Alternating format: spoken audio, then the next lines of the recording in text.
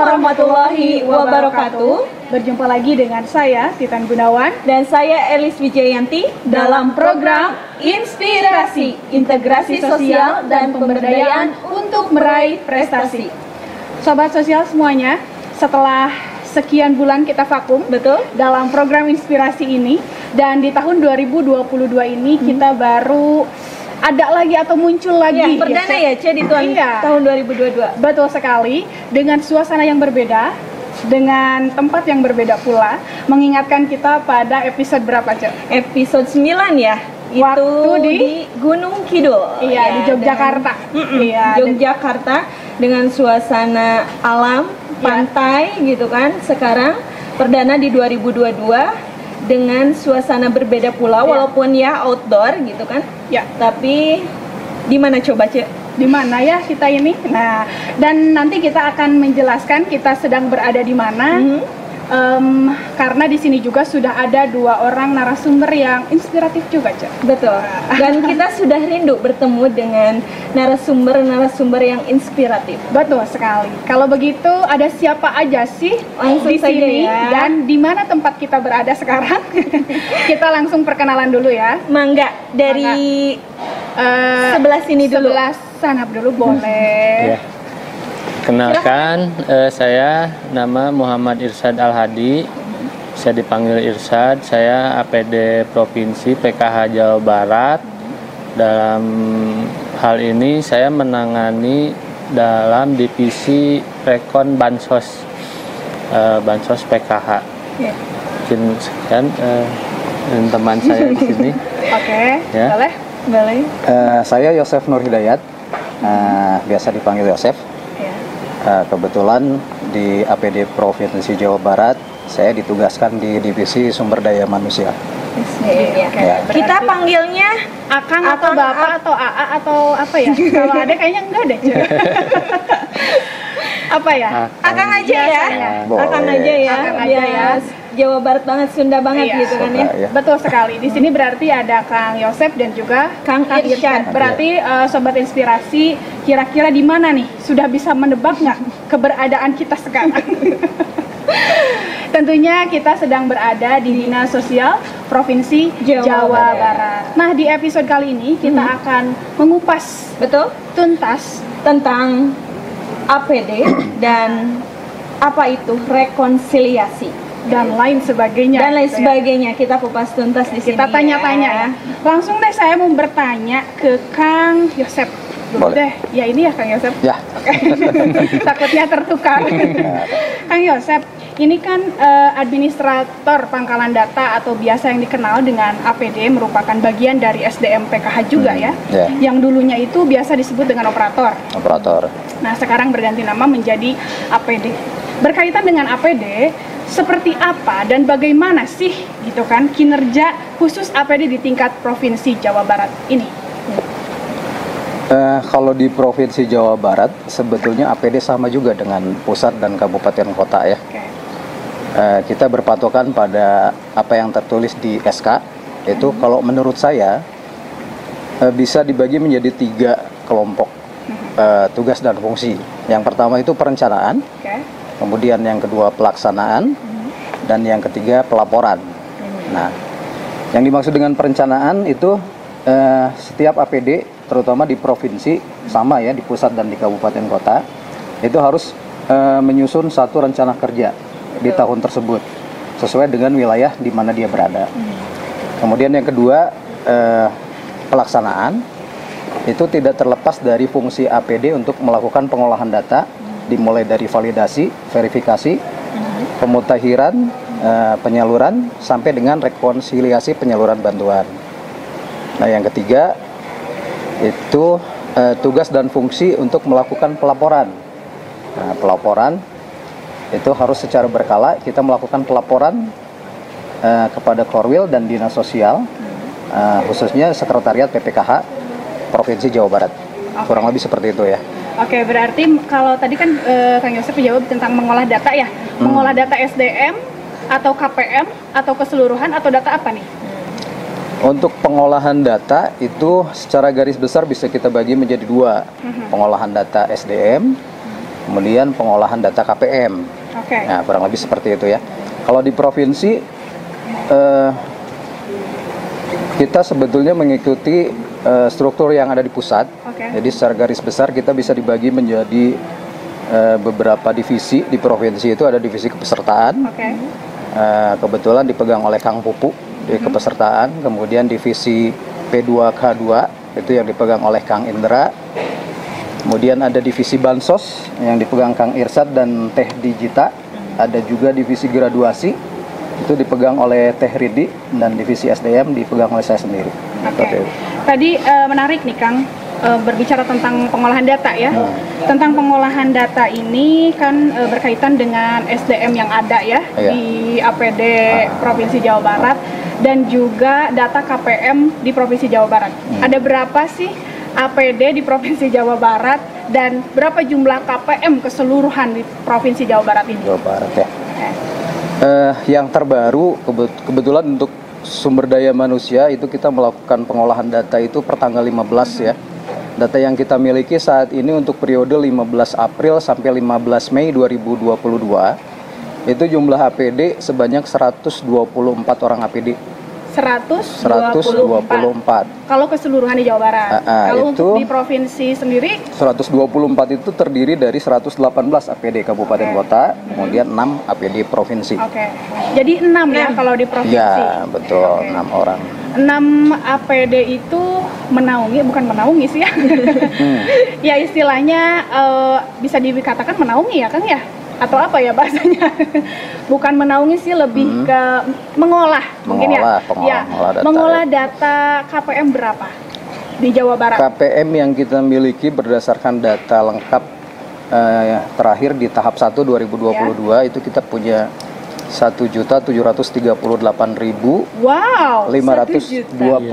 keluarga penerima manfaat di Jawa Barat. Luar biasa sekali. Bukan hal mudah ya. Iya. 1.738.522. 1.700.000 ya, Cek. Pusing nggak, Kang? Lumayan ya. Lumayan lah ya. Insya Allah yang pusingnya selain APD-nya komputernya juga. Komputernya juga pusing. Ya. Oke, baik nih Kang.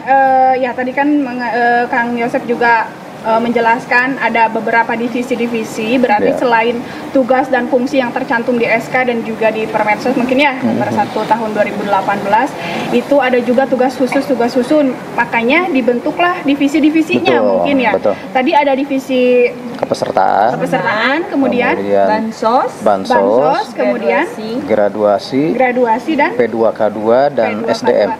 SDM berarti ada 5. Sudah 5 di provinsi. Ada 5. Dan Kang Yosep sendiri di saya di SDM. Ya. Saya di Bansos. Di Bansos. Bansos ya. Oke. Nih boleh dijelaskan dong secara singkat lah gitu. Divisi-divisi itu sendiri. Secara singkat mungkin tugasnya untuk divisi kepesertaan itu lebih kepada pengolahan data KPM PKH. Itu dari proses validasi, kemudian verifikasi dan pemutakhiran data. Kemudian untuk divisi Bansos lebih ke penyaluran dan rekonsiliasi penyaluran Bansos.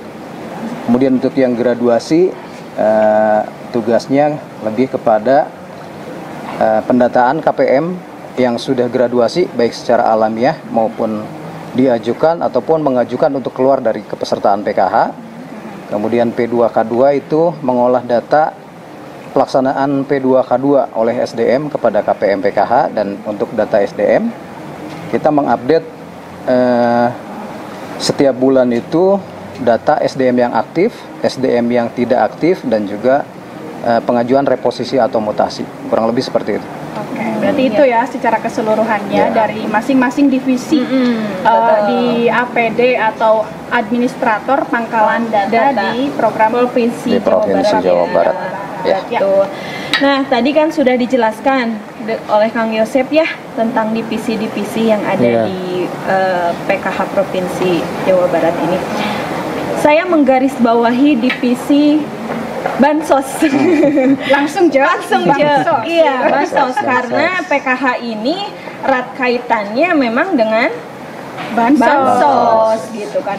Nah, urgensi dari divisi bansos itu bisa dibilang rekonsiliasi ya. Iya. Seberapa pentingkah rekonsiliasi itu? Iya. Dan mungkin sedikit penjelasan lah gitu, apa itu rekonsiliasi? Iya.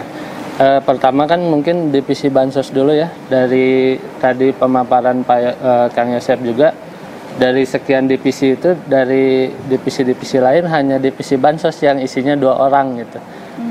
Itu aja sudah menunjukkan bahwa divisi itu tidak bisa dihandle hanya seorang saja. Dengan begitu urgensi yang ada di dalamnya cukup harus melibatkan 2 orang, karena di sini Gita itu fokus pada penyalurannya atau disebut dengan distribusi SP2D, sedangkan saya fokus di rekonsiliasi gitu, seperti. Berarti setelahnya gitu ya? Ya betul, karena ada proses SP2D itu dan proses rekonsiliasinya di akhirnya itu gitu, seperti itu. Jadi nanti ada alurnya ya? Ya, ada alurnya. Termasuk Kang Irsad ini di bagian finishing mungkin ya, setelah Betul. penyaluran gitu. Saat perang terakhirnya itu direkon gitu. Perang terakhir. Nah, ini kan berarti rekonsiliasi itu sangatlah penting ya Kang ya. Betul. Nah, apakah rekonsiliasi ini dilakukan secara terjadwal? Betul. Ataukah per periode, ataukah sesuai permintaan? Kalau menurut Juknis dan secara dari permintaan pusat itu sudah terjadwal dari tiap tahapnya, satu tahun 4 tahap, dan dalam satu tahapnya itu ada jeda-jedanya, jadi ada proses saatnya penyaluran, saatnya pencairan, kemudian saatnya rekon gitu, kurang lebih 2-3 bulan setelah adanya instruksi transfer dari Kemensos kepada bank gitu. Dan ini harus benar-benar dilakukan secara terjadwal, tidak boleh telat gitu kan ya, harus sesuai jadwal. Betul. Beres gitu. Dan kadang itu bisa beres tidak gitu kan. Ya, kalau pelaksanaannya harus terjadwal, cuman masalah beresnya mungkin ada sedikit PR yang pasti nyedek sampai ke tahap-tahap berikutnya gitu. Ya, pasti ada yang tertinggal gitu. Iya, kan, betul. Ya. Nah, kalau berbicara tadi kan ya sejauh itu sudah penting lah ya rekonsiliasi. Dan alur dari rekonsiliasi penyaluran itu seperti apa, Kang? Jadi dari mulai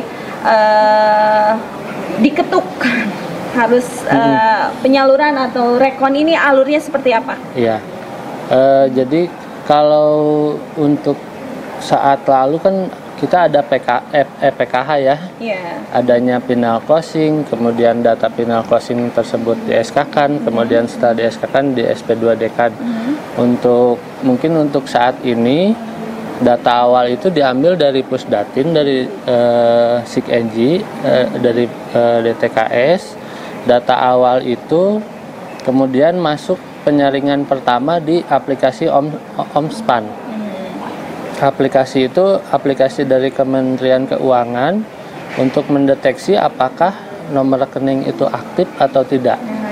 Jadi dari saringan pertama yang lolos Omspan berapa, kemudian di SK-kan oleh Kemensos. Betul.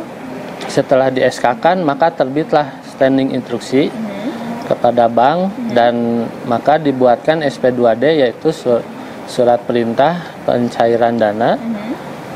Dan setelah dilakukan standing instruksi di situ, maka masuk proses penyaluran oleh bank. Diberi tenggat waktu kurang lebih 30 hari masa kerja setelah standing instruksi. Maka disebut proses penyaluran. Kemudian setelah 30 hari masuk ke proses yang disebut pencairan. Pencairan itu bila mana dana sudah masuk ke nomor rekening, maka KPM sudah bisa mencairkan lewat ATM atau transaksi lainnya seperti agen. Ya, betul. Tuh. Jadi awalnya memang ada penyaringan ataupun penyaringan data terlebih Iya, dahulu betul. si KPM-nya juga ya, dan ada waktu 30 hari 30 untuk hari. penyaluran Itu Bansos. proses bank melakukan transfer ke nomor rekening KPM. Oh, itu 30 hari Ya, ya. itu deadline-nya, tapi biasanya bank bisa beres 3 sampai seminggu, paling lama 2 minggu biasanya. Ya, Cuman iya. dan itu bertahap ya, memerlukan waktu. Jadi ketika ada informasi bantuan sudah disalurkan, tidak langsung semata-mata lakukan pencairan ya, tapi Iya. ada proses-prosesnya Betul. terlebih dahulu yang harus dilakukan oleh petugas gitu kan ya, termasuk APD seperti itu. Oke, tadi Kang Irsad menjelaskan tentang alur ya dari mulai SK yang Iya. datanya diambil, kalau sekarang itu dari DPKS Pusdatin, ya, ya. Pusdatin. Kemudian terbitlah SK, kemudian setelah itu baru SP2D dan sampai ke penyaluran itu sendiri. Iya. Nah, kalau untuk alur informasi nih, saya pengen bertanya ke Kang Yosep deh. Bagaimana sih mekanisme alur atau alur ya informasi dari pusat bisa sampai ke daerah itu sendiri? Untuk alur informasi ya, sebetulnya kita sudah punya jaringan yang bagus lah gitu ya. Oke. Kita informasi biasanya kita peroleh melalui koordinator di masing-masing wilayah. Biasanya dari pusat dari koordinator regional Jawa, biasa untuk Jawa ya, Oke. itu akan sampai informasinya ke koordinator wilayah masing-masing provinsi, kemudian sampai ke koordinator kabupaten kota masing-masing. Seperti itulah alur informasi. Berarti dari Korek dulu ya, atau Betul. koordinator regional, kemudian Ke Korwil, ke Korwil, dari setelah Korwil itu ke Korkap, Korkap, baru disampaikan ke baru rekan-rekan disampaikan SDM ke lain. rekan-rekan SDM lain gitu Ya. Berarti kalau antara misalkan PKH dengan Dinsos itu bagaimana Pak Kang?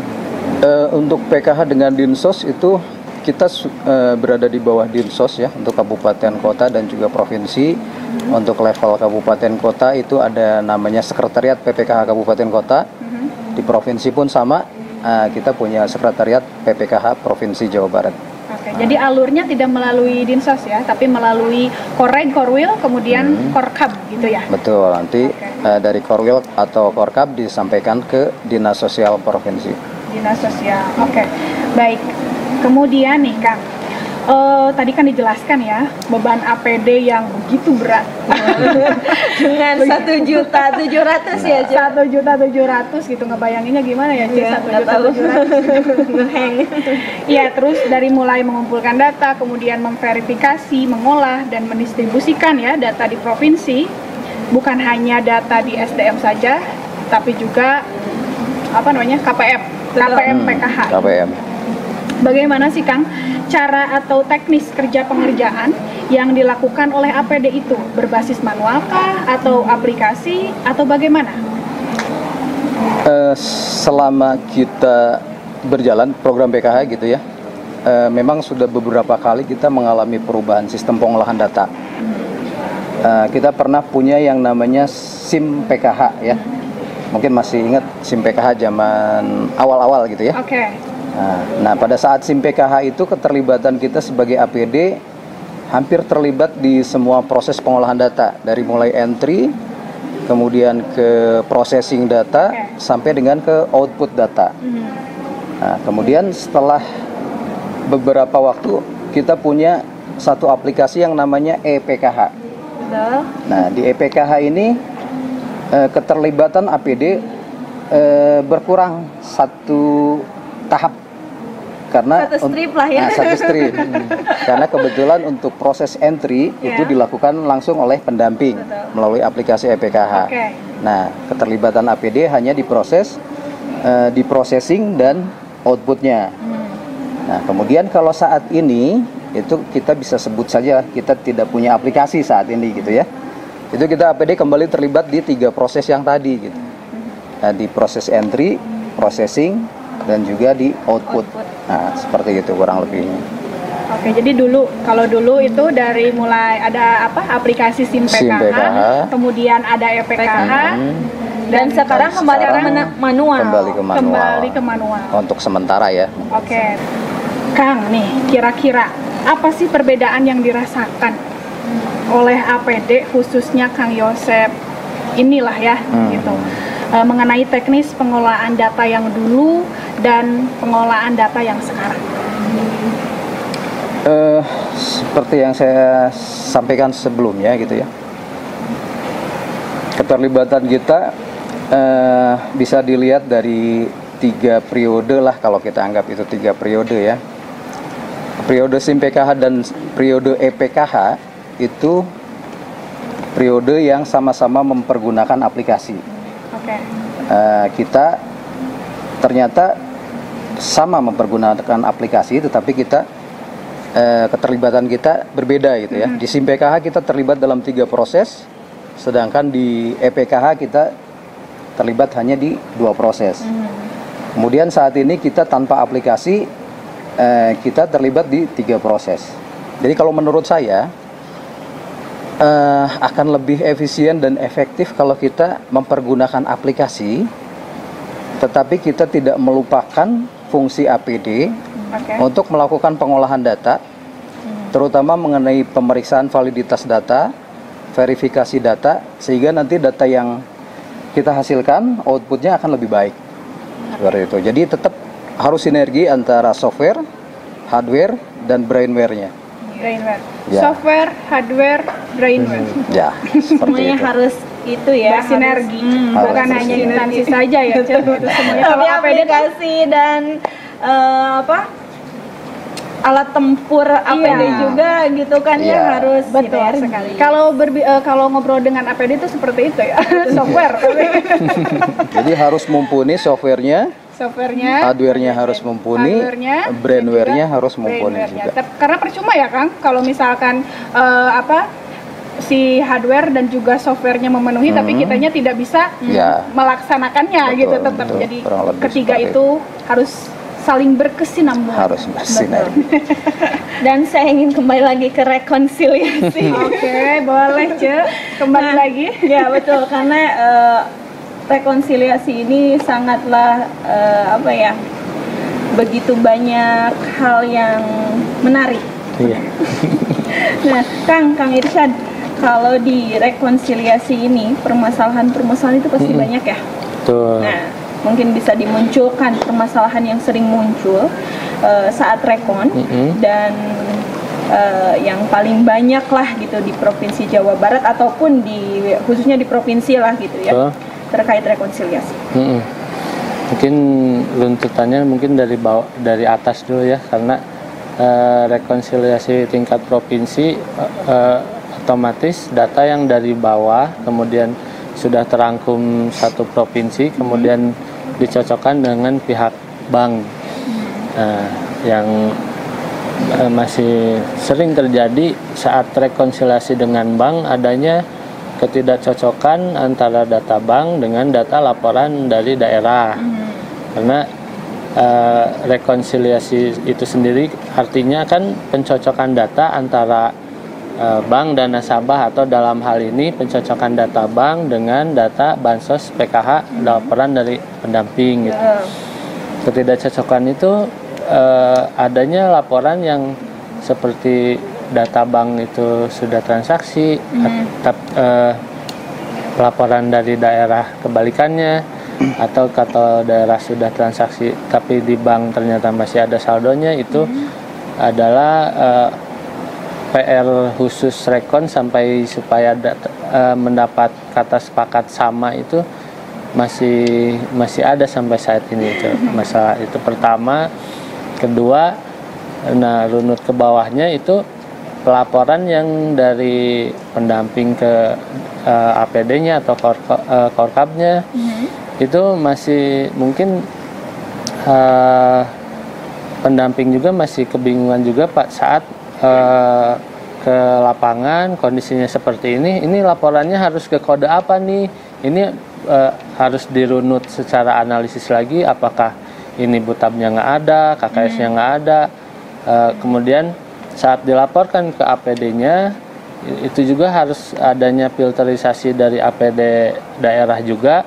Saat pendamping melaporkan kondisinya seperti ini, harusnya masuk kode 1 misalnya, tidak punya butab dan KKS.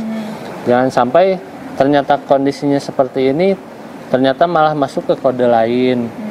Makanya sampai nyampe ke provinsi harus di cleansing lagi apakah laporan dari lapangan sesuai dengan kode gitu ya.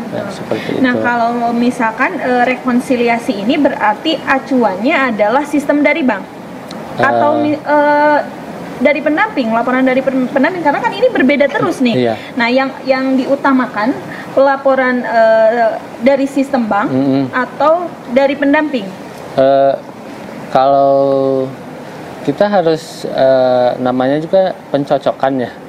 Nah, makanya dari 2 data itu kita cocokkan sama-sama, di mana yang cocoknya, di mana yang tidaknya.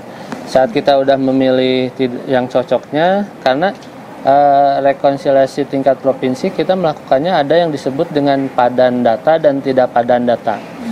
Contoh misalnya BNI itu ada 800.000 KPM. Ternyata yang tidak transaksinya itu ada 10.000 contohnya.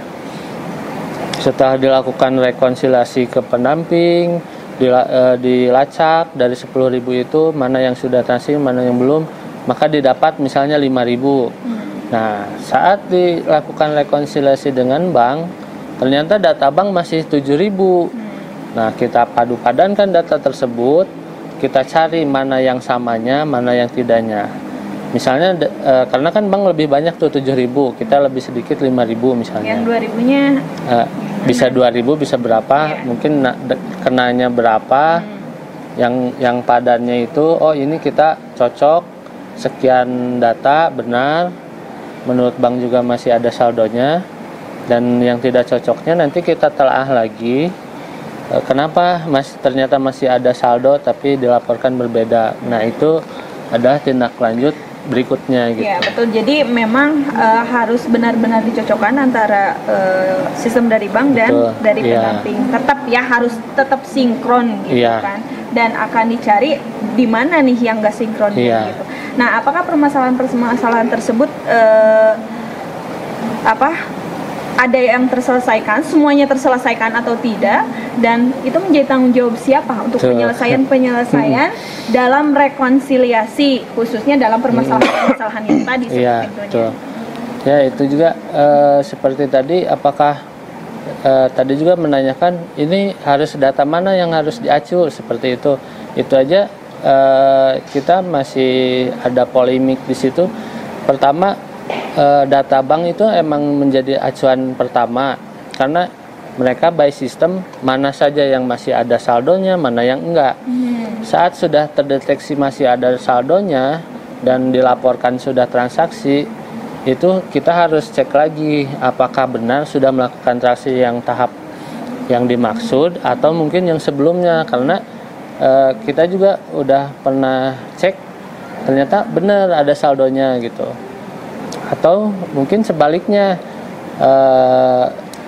ternyata sebelumnya melaporkan belum transaksi, ternyata di bank ini udah loh saldonya sudah kosong. Nah, kita harus telusuri apakah KPM-nya benar sudah melakukan atau mungkin orang lain, nanti ditelusuri lebih dalam. Berarti ditelusuri di lapangan mah tetap sama pendamping gitu kan ya?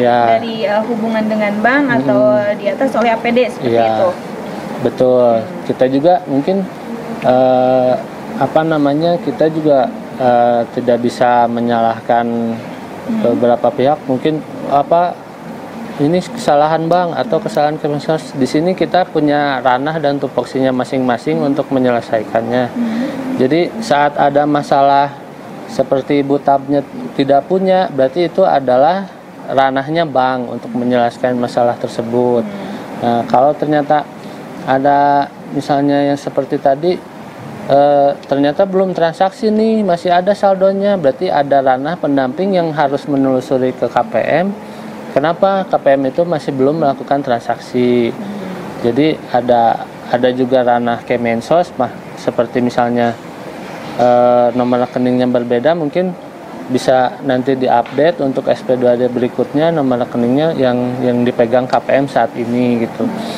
Berarti dalam penyelesaian rekonsiliasi ini berhubungan juga dengan divisi lain, misalkan dengan divisi kepesertaan tentunya gitu kan ya, betul. Kerjasama bukan hanya divisi bansos kalau seperti itu.